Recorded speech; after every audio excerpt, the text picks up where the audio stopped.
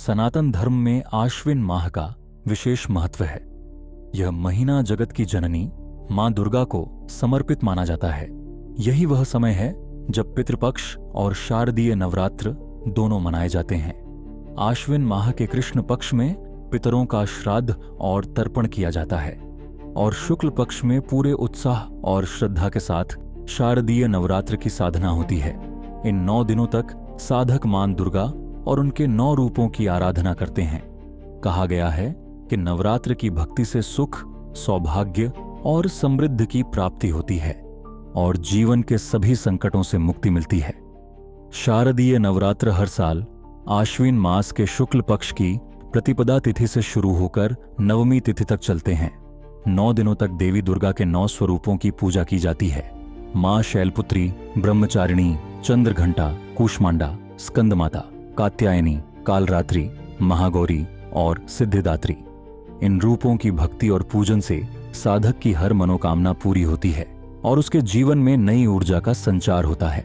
वैदिक पंचांग के अनुसार वर्ष 2025 में शारदीय नवरात्र 22 सितंबर सोमवार से आरंभ होंगे। प्रतिपदा तिथि 22 सितंबर की रात 1:23 पर शुरू होगी और 23 सितंबर की रात 2:55 पर समाप्त होगी। सनातन परंपरा के अनुसार उदया तिथि को ही प्रमुख माना जाता है, इसलिए शारदीय नवरात्र की शुरुआत 22 सितंबर से ही होगी। यही दिन घट स्थापना का भी है, जब साधक मां दुर्गा के प्रथम स्वरूप मां शैलपुत्री की पूजा करते हैं और व्रत का संकल्प लेते हैं। 22 सितंबर को घट स्थापना के लिए 2 शुभ मुहूर्त मिलेंगे। पहला मुहूर्त प्रातः 6:09 से लेकर सुबह 8:06 तक है।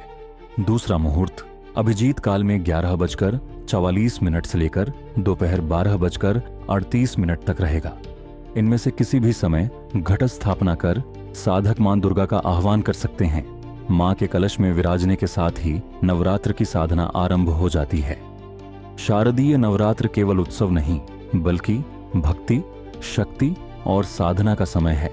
इन 9 दिनों में मां दुर्गा के विभिन्न स्वरूपों की आराधना से साधक के जीवन में नई ऊर्जा आती है।